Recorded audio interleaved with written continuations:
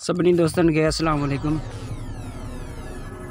काफ़ी दोस्त मुझे सुञाणींदा हूंदा पर जिनके या जान न हुजे तो उनके आऊं पंहिंजो तारीफ़ कराईंदो हलां। दोस्तों मुझो नालो है वहीद अली लांडर।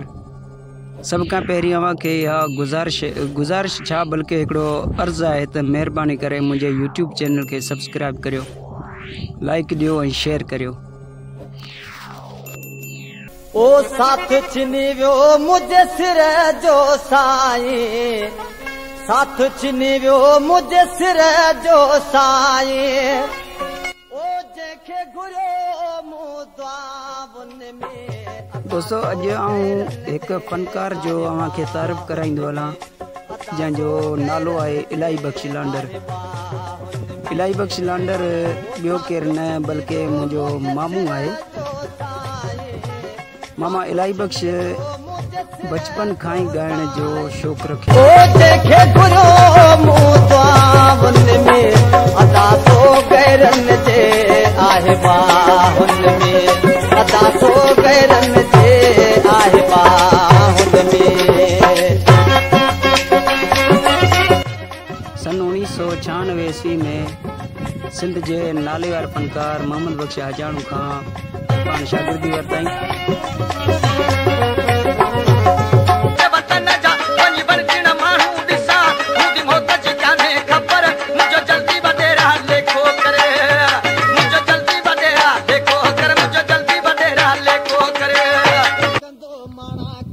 सन 1997 ईस्वी में सिंध जी मशहूर कंपनी नाज प्रोडक्शन में 6 अदद कैसेटूं रिकॉर्ड कयूं। थर प्रोडक्शन में भी उन जूं कैसेटूं रिकॉर्ड थियल हुन उनखां अलावा जेके ॿियूं भी काफ़ी सिंध जूं कंपनियूं हुयूं उन कैसेटूं रिकॉर्ड कयूं।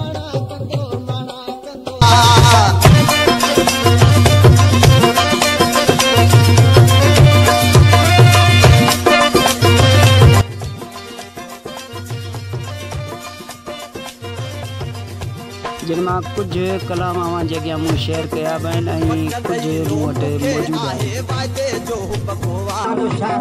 सैयद साईं मुमताज़ अली शाह, फरमाश साईं मौला बख़्श शाह ऐं साईं नसीर शाह ऐं मोहम्मद रमज़ान सुने जो जवे मुमताज़ अली शाह तोखे छॾे न वञ मूंखे। 2007 ईस्वी में इन आख़िरी कैसेट रिकॉर्ड करे उन खां पोइ इन ॻाइण वॼाइण सां शौक़ु मतिलबु हिकिड़ो घटि रखियो ऐं छॾे ॾिनो।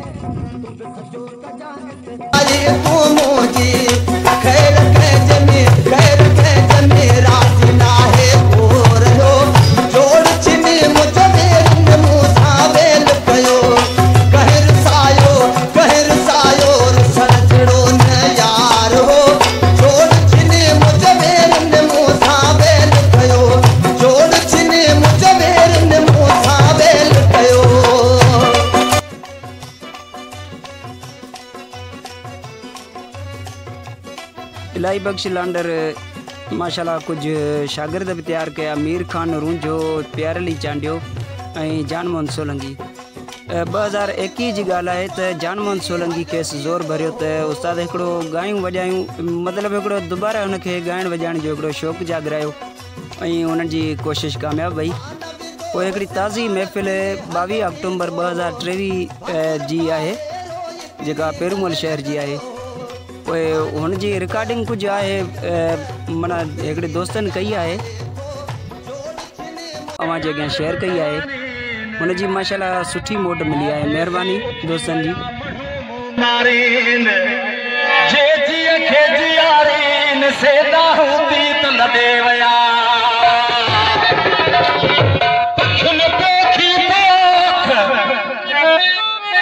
पखिन पोखी पोख पखी हुया तो फकीर कदे त असांजो भाउ अलाह जन्नत नसीब करे कचरनि महफ़िल जो अॻवान मोर हूंदो पर उन जी ॻाल्हि हले पई।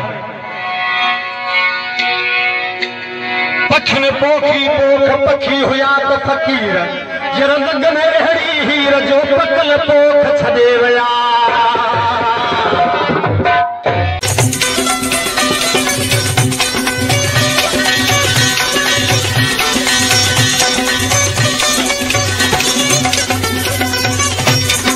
सचो थी तो सा हल जा टप न कजा तो दिल बधी तू वेठो हुज जा मिलण ईद पियो हर हर।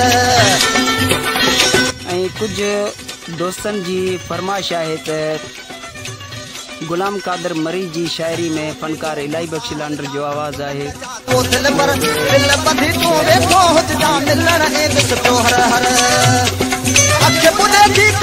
सैयद मुमताज अली शाह जी शायरी में कुछ कलाम आहिनि।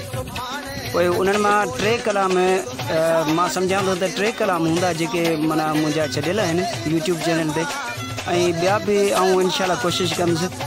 मुझे सामूं अचे मुझे सामूं अचे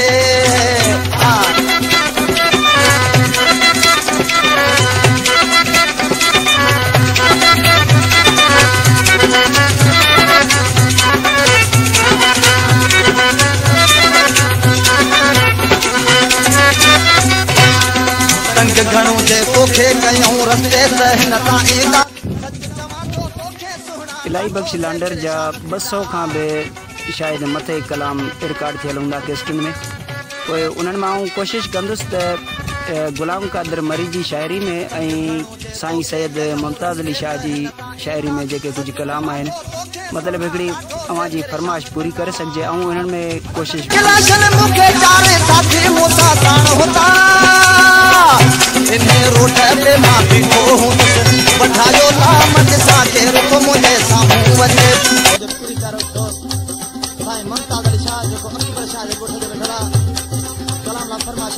माशूक अली शाह जी मौला बख्श शाह जी आखिरी मिसरा भा मीर मोहम्मद तालपुर आशिक नमान सिंह कड़े नमसा मीर मोहम्मद तालपुर शहर झोल जो मुझे भार में दोसा वडी फरमाशा नवाज अली तालपुर जी इमाम दिन बला जी अली बख्श रुंदे जी गाजन खान जी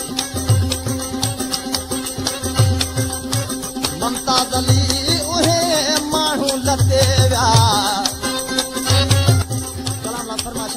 माशूक अली शाह जी मौला बख्श शाह जी आखिरी मिसरा भा मीर मोहम्मद तालपुर आशिक नमान सिंह कड़े नमसा। दोस्तों हाणे वठंदासीं इजाज़त। हमेशा जिते बि हुजो ख़ुशि हुजो आबाद हुजो कॾहिं बि पंहिंजे दुआउनि में वहीद अली लांडर खे न विसारिजो। मौला आबाद रखे अव्हां खे ख़ुशियूं अव्हां जा कदम चुमनि। अल्लाह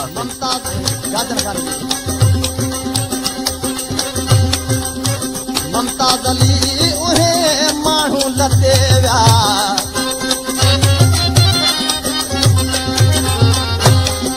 ओ मुमताज अली उहे माण्हू लते व्या ओ कहनी वफा न रही वो दोस्तो हाणे वफा जो न वक़्तु रहियो